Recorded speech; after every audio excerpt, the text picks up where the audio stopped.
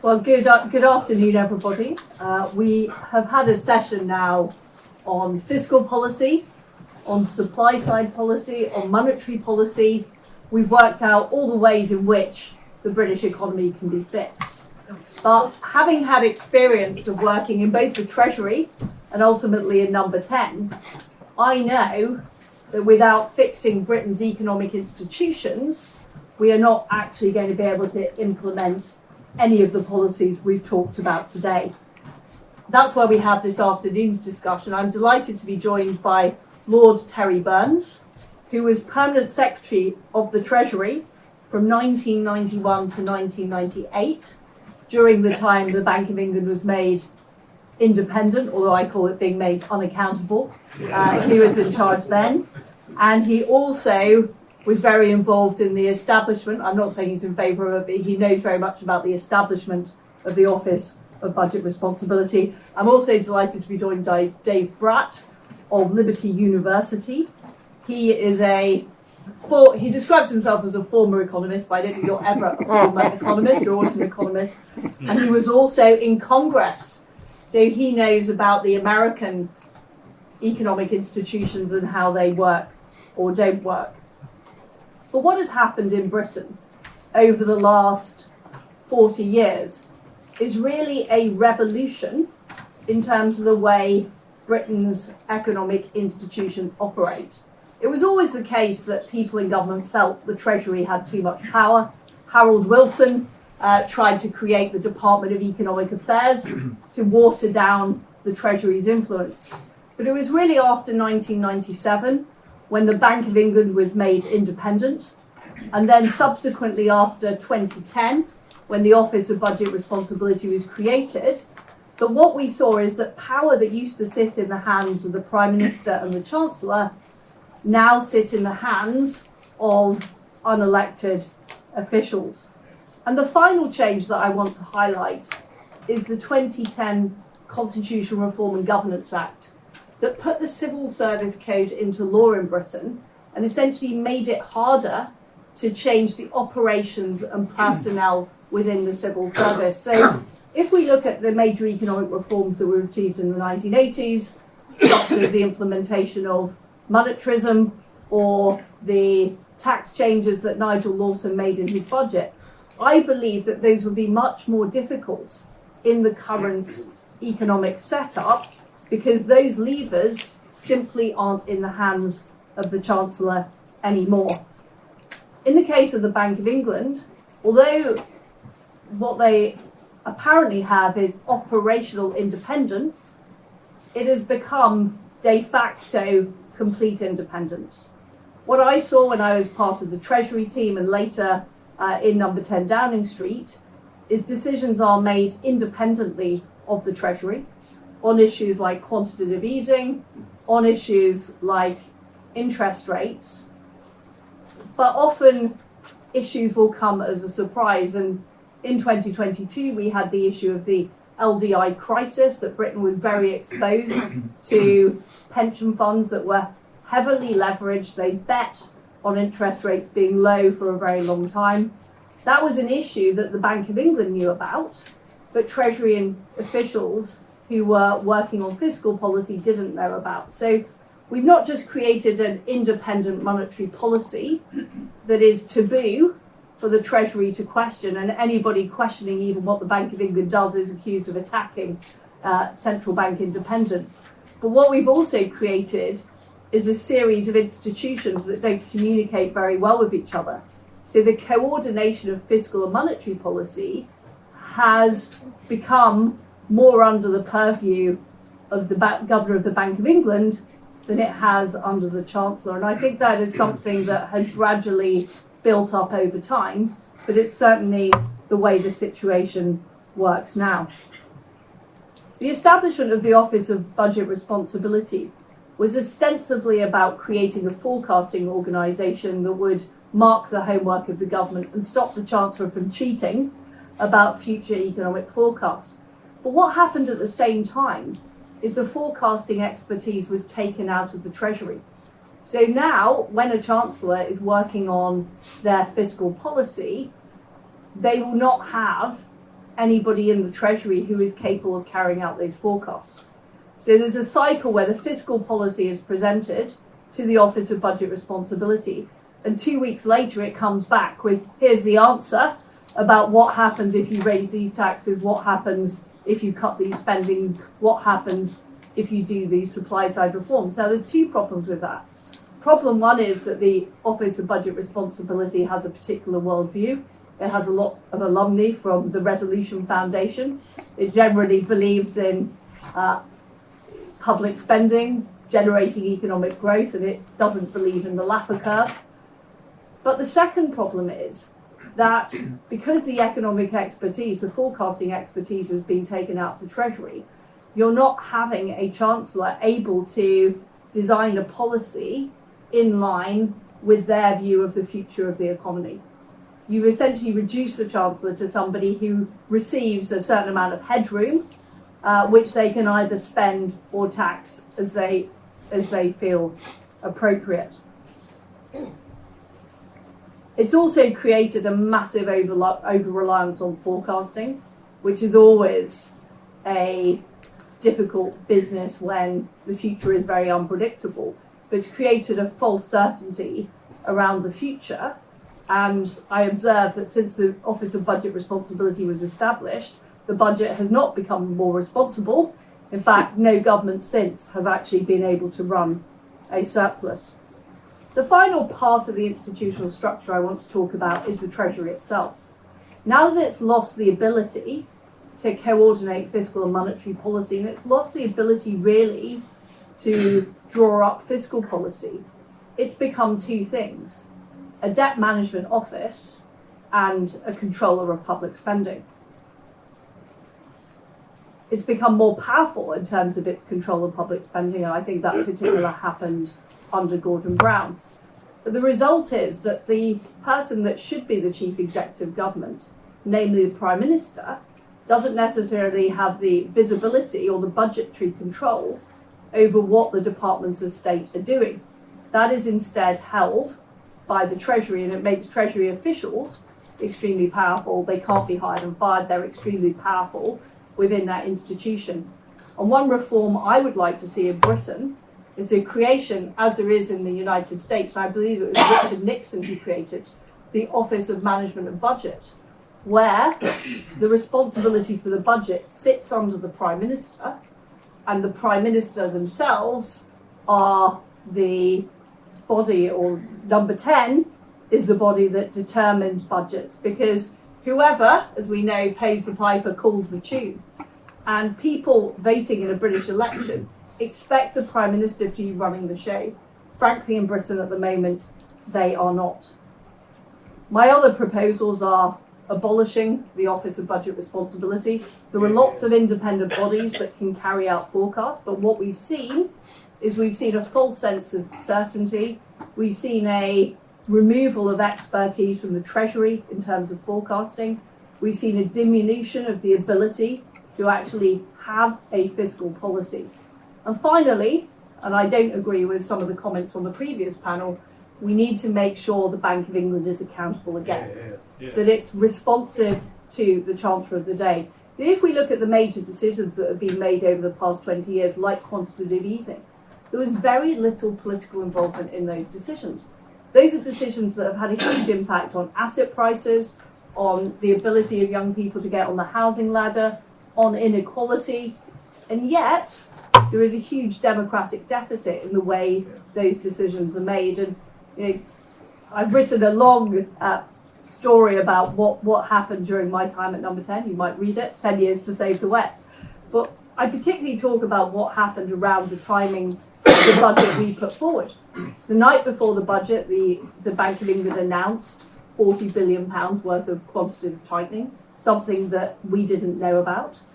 And the LDI crisis that was in the offing, again, was not known about in the Treasury or in Number 10 Downing Street. So you have a problem when decisions are being made by a body in the name of independence that are not supported by or coordinated with the government of the day. And I'm afraid that is where we've got to And if we are to see a significant change in economic policy, and I do think we need a significant change in economic policy, we're headed for a very difficult situation. We really have to put the accountability back in the hands of people who are elected to deliver for the British public. Thank you.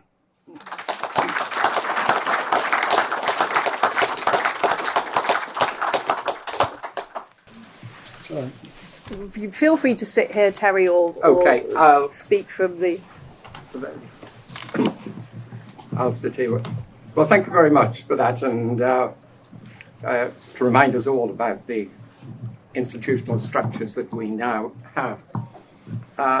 Liz mentioned that I was Permanent Secretary from 1991 to 1998. I was also Chief Economic Advisor between 1980 and 1991, so I had 20 years in the Treasury, where I have to say the operations were very different to those that are today. We had the Treasury, we had the Treasury forecasters, and we had the Bank of England, who worked very closely on all of the issues. We even had the Central Statistical Office in the same building as we do now. That is also moved into as an independent body. The purpose, of course, as you said, was to bring about a greater degree of independence about some of the operational matters and to demonstrate that decisions were being taken on the basis of evidence or for objective reasons rather than for political advantages. And clearly there are advantages about transparency, and confidence in those things is an issue. The question, of course, which you ask really is to what extent has that improved, if you take it as a bundle, the advice to ministers from these bodies? Has the separation made the whole question of making decisions about economic strategy better, or has it made it more difficult? And I think they are concerns, and they are concerns that do need to be considered. I've got a slightly different take on some of it to you, but I also agree with some of the issues. I should also add that actually some of the questions that you raise, I also notice are being raised by the present government and by the present Treasury ministers about the mechanics of working with this now rather more complicated operation. So a bit about each of them. First of all, the OBR, and I was a non-executive member of the OBR between 2011 and 2018, so I have a bit of a soft spot for them. Could you speak up a bit, please, Rob? Last question. I think just put it a bit closer to your mouth. Okay. In terms of the OBR, much of what was said was really about their role as a forecaster. My emphasis is where the problems that have arisen on that side have been less to do with the OBR's role as a forecaster than from the thing that went alongside it, which was the notion of these very complicated budget rules. I think it's the budget rules that have really got us into more trouble than the OBR as an organisation. The rules are set by the government, and they have generated all manner of problems. They've been revised continually. They've had difficulty in responding to unexpected events. The margin that they've allowed for forecasting error has been much too small.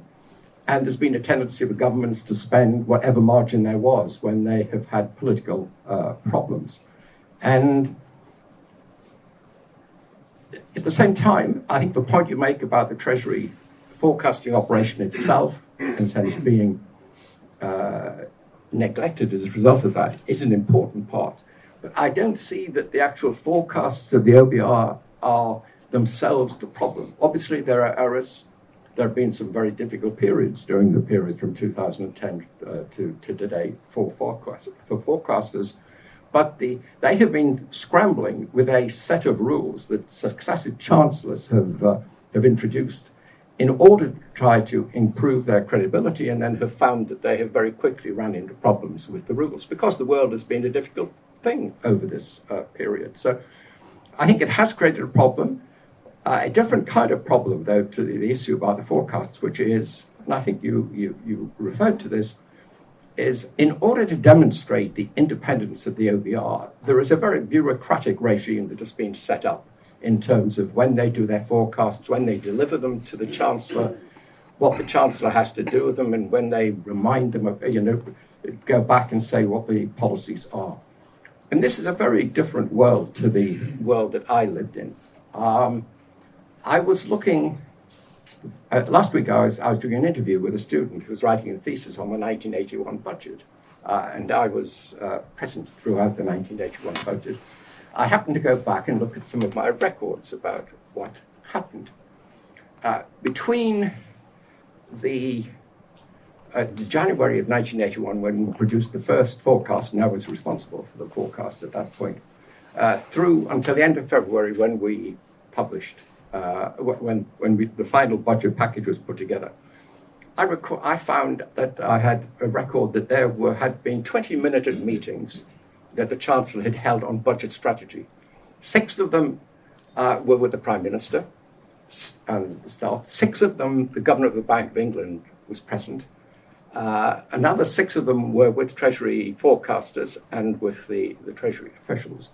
And the thing went on in very close consultation, very close involvement, people disagreeing, people agreeing, and it was a very constructive process. Now, the process that I am observing today, because people have become so obsessed with the independence of the individual bodies, does not seem to me to have that kind of coordination and that kind of involvement in the various parties. And I think that we have lost something as a result of it. As far as I can tell, the forecasts of the OBR are no different, really, to the forecasts that used to be done by the Treasury in terms of the margin of error. What happens is that in the stable times, there is a margin of error on the budget deficit of about 1% on average. But then, of course, you have these big events. There was the late 90s with the what's customarily called the Lawson boom. And then, of course, we had the financial crisis. Then we had COVID. And then we had the Ukrainian war. Each of those brought about much bigger errors because, of course, policy changed in the process. On the Bank of England, we moved to what was called operational independence for setting interest rates in just my last 12 months at the Treasury. I was probably one of the last people to be persuaded about Bank of England independence. I had 3 chancellors in a row, well, not quite in a row, but almost, who wanted and suggested to the prime ministers of the day Bank of England independence. One was Nigel Lawson, then Norman Lamont and Kenneth Clarke. The real reason they were in favour of Bank of England independence was that they were fed up with prime ministers interfering in the process of setting interest rates. And whenever there was an issue where interest rates had to be changed, there would be some terribly tedious process that would go on backwards and forwards. And they all became so frustrated that they really thought, well, maybe it's not such a bad idea to have one of these independent central banks. And of course, it was all of the fashion at that time. But what started as operational independence on interest rates, with the objective being set by the government, has developed into a much larger operation altogether, largely because of the financial crisis. And if you remember, when that was first of all done, banking supervision was taken away from the Bank of England, and we set up the Financial Services Authority. This arrangement did not work very well during 2008 to 2010. We ended up with prudential supervision going back to the Bank of England in 2010 or so. And everyone has now got the notion, not about the Bank of England having some degree of operational independence, but somehow or other it is operational across the field. And I'm as puzzled as you are by the extent to which, and I'm on the Economic Affairs Committee of the House of Lords and taken evidence from the Bank of England and Treasury officials on a number of occasions. I keep asking the question, who is accountable for the amount of money that has been lost through the quantitative easing and quantitative tightening program, which is an enormous amount. And nobody has ever been able to tell me which body it is who really is accountable for this decision. You get a similar kind of issue too with the subject that was being discussed earlier today about prudential supervision and about what kind of controls there should be on banking, how far they should be increased, how far they shouldn't be increased. Now, again, in the world that I grew up in, I was only there in the Treasury for 20 years, but during that period, all of these things would have been taken with quite a lot of discussion with ministers. The Prime Minister would have known on anything that was of that magnitude. My blame for this is the way that it is now working is that we have become obsessed about the independence of these bodies, and therefore it appears that you cannot have the kind of conversations that I was used to, where people would disagree, where there would be arguments, whether they, and then finally ministers would make a decision, and things would develop from that. I'm not in favour of reversing the independence of the Bank of England on interest rates. I think it would cause a great deal of problems with regard to confidence and with regard to people's views about the role of government in it. But I am alarmed by the way it is now considered that the Bank of England is independent on a range of other matters, particularly prudential supervision, and particularly when it comes to these issues about the bank's balance sheet and quantitative easing and quantitative tightening, which seem to me, as both of them have such serious consequences in other ways, are issues that government has really got to have a serious look at and role in. And on the OBR, I would not be in favour of scrapping that at this stage. I would be in favour of a very different kind of budget rule. For me, the detail that they go into is absurd, considering the margin of error around forecasts of the various measures. I think the long-term aim should be to get the ratio of debt to GDP down over a period of time. It's now 100% of GDP, far too high for the longer term. And that should be the main objective. And we need to rebuild the Treasury's own internal forecasting capacity, which can run in parallel to the OBR's role as really being a second view, and to make sure that things are being done in the way that you would expect. I mean, just as central banking independence has become so widespread, so has the idea of budget councils who will look at what goes on, and to make sure that there is somebody else who's having a look, that ministers can't simply decide to put in the numbers that are convenient for them at the time. But the thing that I really worry about, and I think it is one of the things that you stressed, the thing that I really worry about is that this close working that I observed and lived through for 20 years, whereby you had the Bank of England involved, and you had the forecasters involved, and you had ministers involved, that we have lost something that is quite important in that. And number 10 involved, I mean, which actually is a very important part of this in the end. We have lost a very important part of the way in which economic strategy should be designed. And we've outsourced some arms of it, which have actually made it more difficult for people to come up with a properly thought through package. I'll reserve any comments about the Treasury in its role, maybe until later when there are questions. So I have a lot of sympathy for some of the things that you say. And in terms of the details, I would approach it in a different way. But I think there is a problem that has to be resolved here, which is how to make the process of making economic strategy more coherent, more disciplined, and more involving the people who really matter, who are the elected politicians.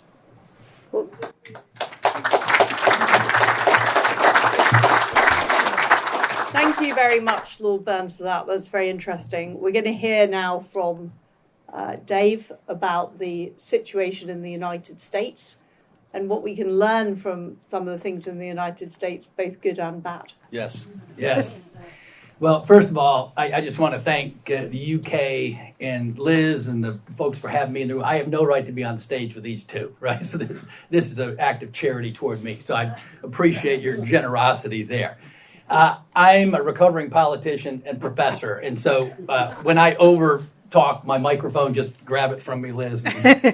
And that's that. So I'm going to go, I'm very unorthodox in my thinking. Obviously, I think I'm telling the truth, otherwise I wouldn't be here. But I will prove to you my thesis and walk you through a little bit on the Federal Reserve System and all this kind of thing. The U.S., I was in Congress, and we have oversight of the Federal Reserve System. But I got a PhD in economics, and I couldn't hold a conversation with any of those folks. They have so many tools and levers, and it's beyond comprehension, right? Quantitative easing is just the beginning, and then they got reverse repos and this stuff and liabilities and assets flying all over the universe. So the idea that some congressman is going to get into a discussion on the complexities of that stuff is just bizarre land. And I think your comments were very good that there's no opportunity just to have open dialogue as we go along and to challenge the folks who are running our countries in the open. And I think that would be very good.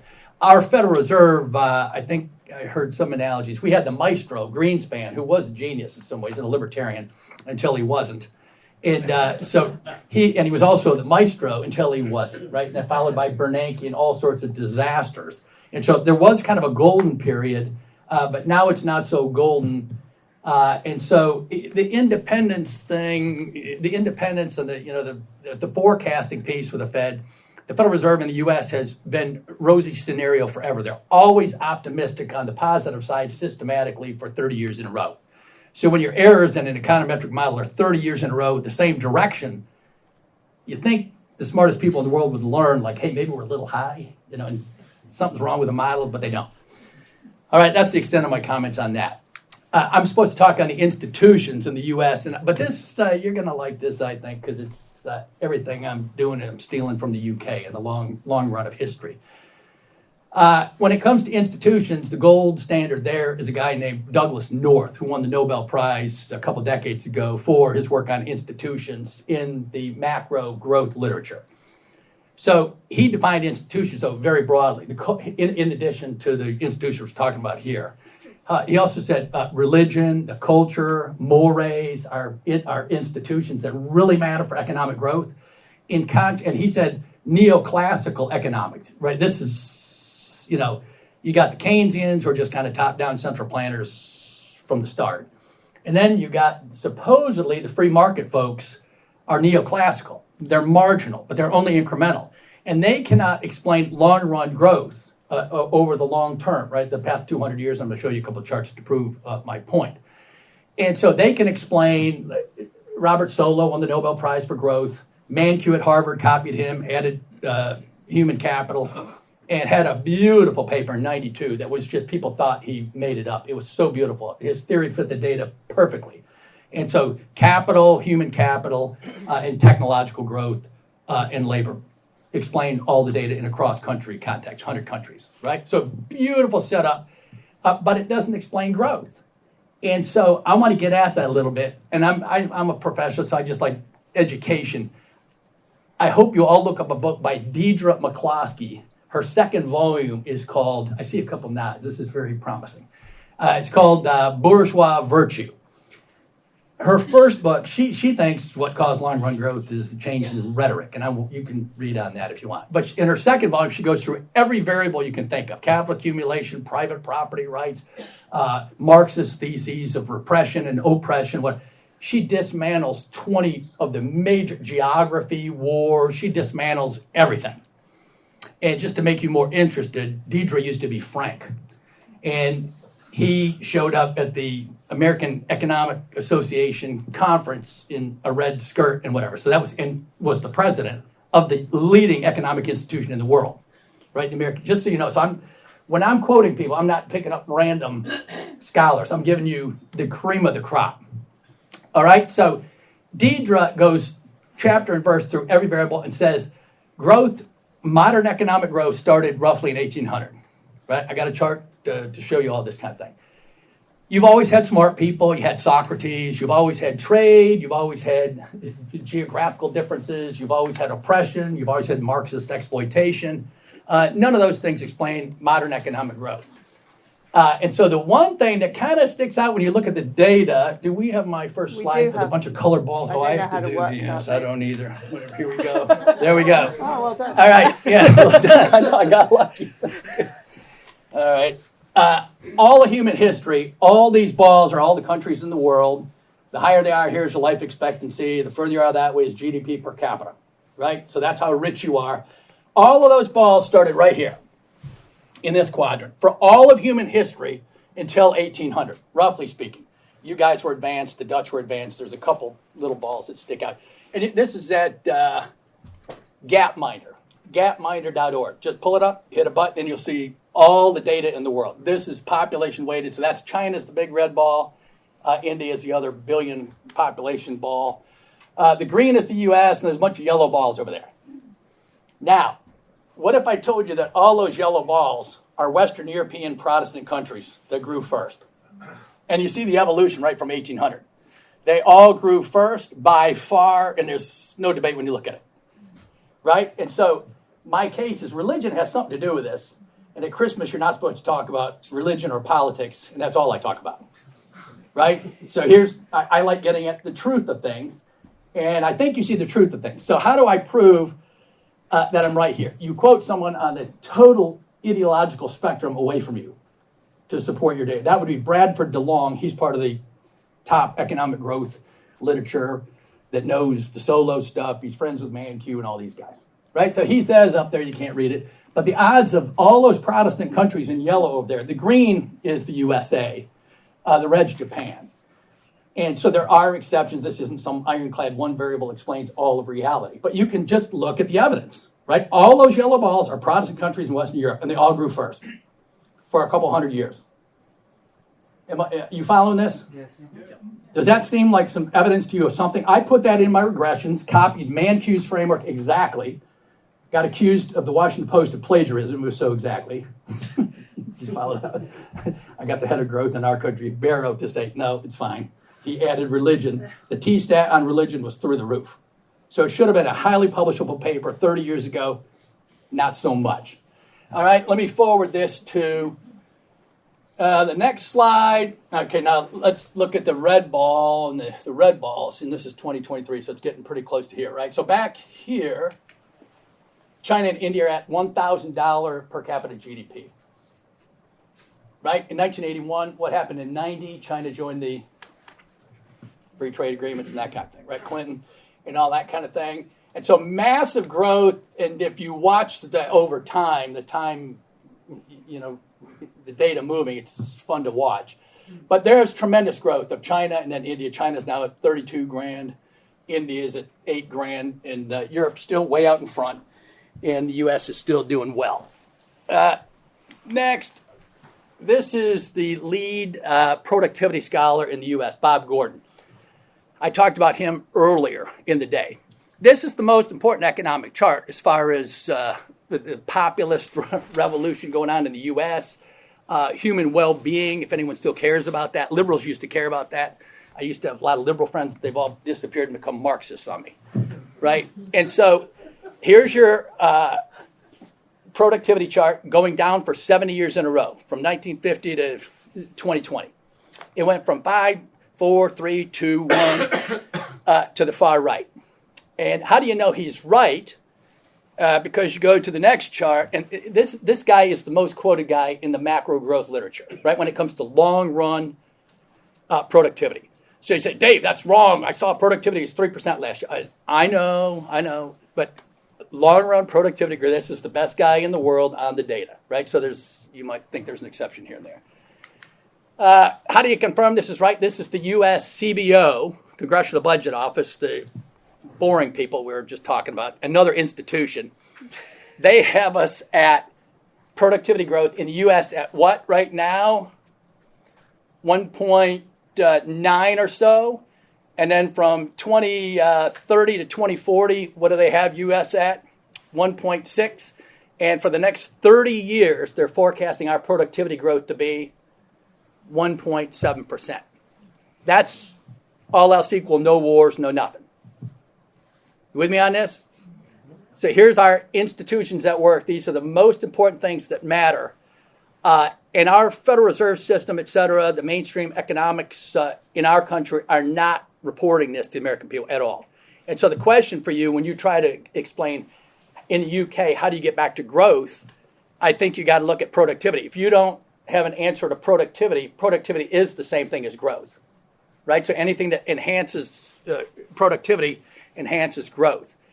And I'm suggesting that your culture has something to do with that, right, as an institution. And so as Christianity in the beginning, the Judeo-Christian West, the synthesis of Greek reason and the Judeo-Christian religion tradition, that gave you a tremendous advantage. Why did that do that? The Hebrews had in Genesis 1, people still read the Bible? You know where Genesis is? It's at the beginning. God made them in his image. He made human beings in God's image, right? That's probably the most politically important statement that you can think of, because that leads you to human rights language, the U.S. Constitution, the dignity of man, secular ethics, Kant, and all this kind of thing, right? Kant, let's just mention Kant for 1 second. He's probably the most sophisticated ethical philosopher of the last century. How many followers does he have?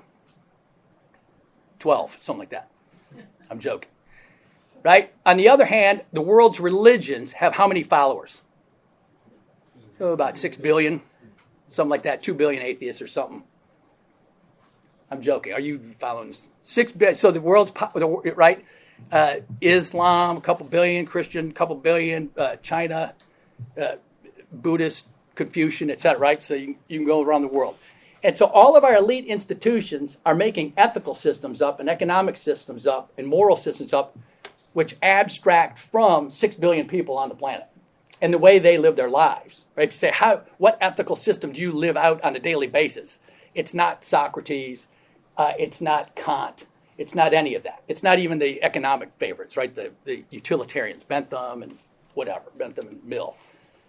And so here's one hint as to how UK may want to enhance its productivity and economic growth. That's China on the top growth. You see explosive growth like a rocket ship going straight up. They're now at 100 trillion in capital stock, right? Total capital stock, the accumulation of all the flows over time. The U.S. is growing at a diminishing rate. We're at 70 trillion. And so that rocket ship right there that you see is taking off in the 90s led to their 10% economic growth, right? And that's just the simplest economic, right? That's the solo model. Capital accumulation, it put in the hands of, workers with a Max Weberian Protestant work ethic, boom. And the Chinese have that work ethic, right? And so the U.S., on the other hand, we're only at $7 trillion capital stock. But the impression I want to leave with you is the Judeo-Christian tradition, starting with Hebrew, and then human rights language, the Magna Carta. Anybody heard of that here? 1215, I think. Human rights started about 1300 with Thomas Aquinas, etc. And the Islamic world back then. Averroes, Avicenna, Maimonides, they were all talking together on Aristotle. Wouldn't that be nice today? Not so much anymore. Right? That conversation needs to come back. That's an institution that served the world very well. Philosophy, some language that unites us on morality. We're missing that institution. And it's costing us dearly in terms of, I hope not, young men's lives coming up. Right? And then private property with Locke, I went over that in the earlier talk. Hugely important as an institution for economic growth. You end up with James Madison in our country, writes the Constitution. He went to Princeton Seminary, roughly speaking, where I went, and stuck around as the first graduate student of, extra points here, this is a tough one, Hebrew. And so if that's your worldview, and in Genesis 3, anybody knows what happened? Snake, yeah, the fall, right? Very good. So if you believe in all that kind of thing, which Madison clearly did, how would you arrange a constitution? Would you put all power in one person's hands? No. Or would you separate power, federal, state, local, and then at the federal level, executive and judicial and all that? And that's what he did. Right? If you have that worldview. How many of your kids know any of this in school today? In the U.S., not good. It's not good. So there's my, Am I out of Thank time? you. It was You good, are. I know. You It was, are. that's Thank it. you. That's my institutions.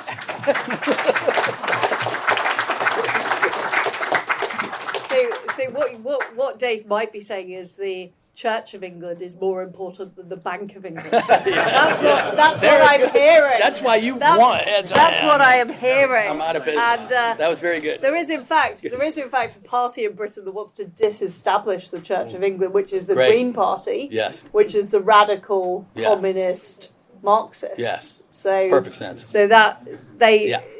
and I very much concur that this is a bigger battle. Yeah. It is a bigger battle about the Western civilization, essentially. Yes. And Yeah. the left are fighting it in various ways, and they're fighting it through various institutions. We've had two very different speeches. I want to start really with talking about some of the issues that Terry is very familiar with over the structure of Britain's economic institutions. And I absolutely agree with what you were saying about the collaboration doesn't really exist anymore. And I don't think it's just the new structure of Britain's economic institutions. I think we see that through things like FOI and leaking. It's no longer possible within the corridors of government to have a private conversation with people, because you will find it in the pages of the press. You will find it, quoted back at you in a FOI released in a hostile way. And I think that has made the business of government very difficult. And it's also made the whole concept of an independent civil service very difficult in the current scenario. And I personally think you can't put the genie back in the bottle. We have to create something that works in this new era where it is much more easy to leak things. Social media means things spread much more quickly. And unfortunately, we've created these institutions that are very rigid in their interpretation of independence. It's all in statute law. So the OBR being the only provider of government forecasts, I believe is actually in statute. I'm not sure the Treasury could produce an alternative forecast. I think the OBR's role is to produce a forecast on behalf of the government. This is the problem when the institution was created. So I would be very relaxed about having an independent forecaster if they were merely there to give an additional opinion. The problem is they've replaced the kind of central role of Treasury forecasting. I agree, and the way that it was originally designed was that the OBR should really be making a forecast about public finances. And in order to make a forecast of public finances, you need a forecast of the economy, and you need to look at the various components of the economy and the way that taxes and expenditures, government expenditures, are fitting together. From the beginning, and I spoke in the House of Lords about this back in 2010, 2011, I was against moving the forecast out of the Treasury to the OBR. I wanted the I thought the OBR could do their work in terms of what the prospects, and particularly the longer-term prospects, were for the fiscal position, using a combination of other people's forecasts. But the decision was to go ahead, and I think it would be now really quite difficult to reverse this. And therefore, my preference now is to leave them to do that forecast and build their fiscal outlook on the basis of their own forecast, but that there should also be a useful and operational and helpful internal ability for ministers to be able to get this continuous feedback that they need when they are discussing policy. When I was in charge of the Treasury forecast, I would be in the Chancellor's office, if not every day, every other day, as we had meetings particularly on the lead up to a budget. And I do find it really rather difficult to understand how they can go through the process of making a budget if they don't have, because they wake up in the morning, you know what it's like, you wake up in the morning, you see something in the paper, you say, where did this come from? What about this? What is your view? But is this going to change the forecast? do I have to start thinking about things in a different way? And, you know, as far as I'm concerned, this is built into the DNA of people who become politicians, of this curiosity and wanting to know, and they want to exchange views. And to have to pay what I regard almost as the equivalent of sort of postal chess to get that kind of feedback, where you've got to send a letter across and wait for 2 weeks to get a reply about it, is a rather curious way of taking part in budget conversations. It is I don't think people who have not been involved in this process understand quite how insane it is. And I don't think the Labour government understood what it was like until they got into government. And now you have Labour ministers complaining about the OBR process. And, I mean, to me, this is also a question. But it was government who set it up. I agree. Government set up the charter and explained how it was that these things correct. should It was operate. it was George Osborne and the government of the time that set up this institution. Now, I think it was questionable the institution was needed in the first place, because you already had lots of independent bodies capable of carrying out forecasts. But there's no doubt in my mind that it has de-skilled the Treasury, and it's also de-skilled ministers. You know, ministers are now in a position of receiving essentially a housekeeping allowance that they can spend on government departments rather than being architects of economic policy. And you know, I think somebody said earlier that they'd love to see the Bank of England actually have a theory of inflation. You know, who is developing what is the government's economic policy? Are they Keynesians? Are they monetarists? Are they Austrian? I mean, I don't believe they're any of those things. They are essentially accountants at a ledger firm that have been handed down the answers, and they then have to make the budget work within those constraints. And I think this is a big part of the problem with Britain's economic policy. I noticed in the paper this morning it says that the governor of the Bank of England was going to be called to a meeting today to discuss the issue about the implications of the conflict. I did wonder to myself, are the OBR also going to be invited to this meeting or not? At least it seemed to be one step forward that they were going to have a discussion with other ministers with the governor present. But you ask a question which is, and Tim talked about this morning, the bit of it which I still have the most sympathy with, which is the operational independence on interest rates. That did work pretty well through the whole period, although life was a lot easier in the mid-teens, 2016, 17, 18, with low inflation.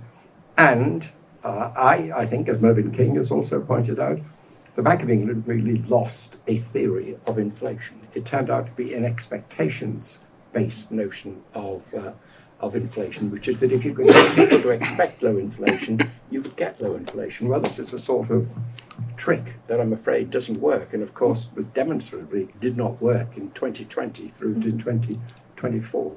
But essentially, my understanding was the money supply was taken out of the Bank of England's inflation model in the 1990s, and they stopped believing. Tim has commented much on this, but they stopped believing in money supply as a key driver of inflation. Well, you could ask the question whether they ever did, because I think there was a period when they did. But the Keynesians always waiting in the wings, were they hiding in cupboards? I sat in the course of doing this, looking at this thing when I was going to be interviewed by this student. I was also looking back at some of those issues. In the at the time of the 81 budget, when the Bank of England came to the budget meetings, they did not want to have fixed money targets. And of course, they were never in favour of auctions of gilts. They were not in favour of index gilts. It was, by and large, even then, great scepticism about money supply behaviour. I think there was a later period when there was, people settled down to a broader view, but they have, the thing I remember most of all about the Bank of England is that they like discretion. they were never in favour of any kind of rule or framework. They like to be able to, I hate to say make it up as they go along, but they like to have a degree of flexibility and not find that they were bound by any particular rules. I'm sorry, I shouldn't be gossiping like this, but that's... We're amongst friends here. We're amongst friends. I wanted to open it up now to the audience and get some questions. Andrew Lillico.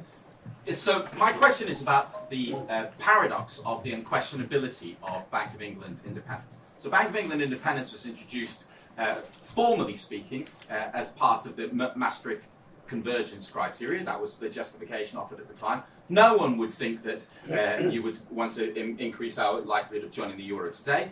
There were fans of it at the time who thought that they saw the advantage of independent central banks as being epitomised by the Bundesbank. But nobody would think that the Germans, nobody's thought for 35 years that the Germans were a model economy that we should follow. And Bank of England independence was seen as having worked quite well in the period in which the targets, the inflation target was met from 1997 to 2006. But now it's been 20 years in which Bank of England targets have frequently been missed, and everybody thinks of the Bank of England's performance as bad. So why, if you have something that was introduced on the basis of obsolete ideologies with obsolete objectives and has now been seen as having failed for at least twice as long as it was seen as having succeeded, is it seen as impossible to question removing it? I think there's quite a bit of the story I don't think that you put, which is quite accurate. If you take the whole period from when inflation targeting was introduced, and we had the Ken and Eddie show, etc., that was 1992. The period from 1992 all the way through to 2000 delivered an average inflation rate of about 2%.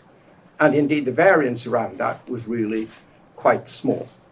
It's been the last 5 years that but there was a period when actually the inflation rate was lower than it was comfortable with, I think. The origin of it, though, was in part the Maastricht Treaty, which sort of hastened it for some people. But there was a much more widespread move towards the notion of independent central banks. And of course, people looked to the Fed and the lesson of all of that. As far as Germany, whatever has been happening to the German economy as a whole, their anti-inflation policy has been exemplary, really, apart from the period just around when the unification at the end of the 90s when they struggled. But they've had a very good run. Even today, their long-term interest rates are considerably below our long-term interest rates. Why is it that we are at the top of this league table of advanced countries in terms of long-term interest rates? Well, I think in part because whatever change in our arrangements, it's never been sufficient to be able to persuade people that we have locked this down. So why do you think we are at the top of this chart? Because people do not have a long-term belief that we will keep to the inflation target of 2%, that we continually, when pressure comes on, when there is a shock, we absorb the shock and we go along with it. We do the same with fiscal policy, by the way. Our debt, each time there's a crisis, our debt level rises, and because we never set about paying for the crisis that has created the. But isn't that an argument that it doesn't make any difference if the Bank of England's independent or not? That the same response seems to happen. I don't think it would. Personally, I don't think it would have made a huge difference. But there is, apart from this issue that I mentioned about the problem of chancellors and prime ministers never being able to agree about it when it was in the Treasury. But given the widespread view of it, I fear that if to see a move now away from Bank of England independence would put a huge amount of pressure upon the government to really demonstrate that it had very strong anti-inflationary prospects, because the loss of confidence in appearing to change out of that system would, would create some real problems. But I don't think it's made, the system we operated from 92 through to 98 worked perfectly well. I mean, for what it's worth, I think operational independence over interest rates is one thing. I think the problem is the massive mission creep and the overall control of monetary policy the Bank of England now has, which essentially has ended up driving fiscal policy as well. Yeah, Dave, and even if over the longer run you had 2% inflation, or et cetera, over the past, during when Biden was president, and this isn't political, but inflation was 22% in those 4 years, right? And our new Secretary of Treasury, Scott Bessent, said Wall Street's had a 30-year run. Now it's time for Main Street. And so what's he mean by that? He means the Greenspan put came into play. Whenever Wall Street needed some liquidity, they got what they wanted. But when it comes to unemployment for the working class, you never saw the Fed putting in emergency acts or any liquidity or safety valves they could have on behalf of the working class. And I think people get that. And so that I think that's getting to your point. I think it's a very important point that when institutions are, in inverted commas, independent, they tend to be more responsive to elites than they are to the public. And whatever you might say about politicians, they do have to get elected. So they are generally more responsive to the public. And this is certainly true of the echelons of the senior civil service, the Bank of England, the Office of Budget Responsibility. The type of people they are typically associating with and wishing to impress are not the mass of the British public. It tends to be readers of the Times newspaper. Well, thank you very much. We've unfortunately got to wrap up this session now.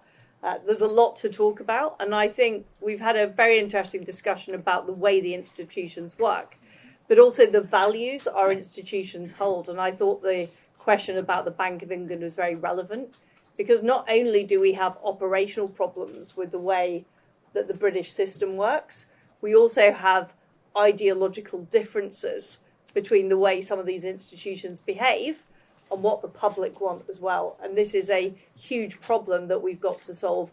And we are not going to be able to fix the British economy before we fix the institutional problems we have in our country. Thank you, everybody, very much for participating. Great. Thank you, Dave. Oh, thank you. Thank you.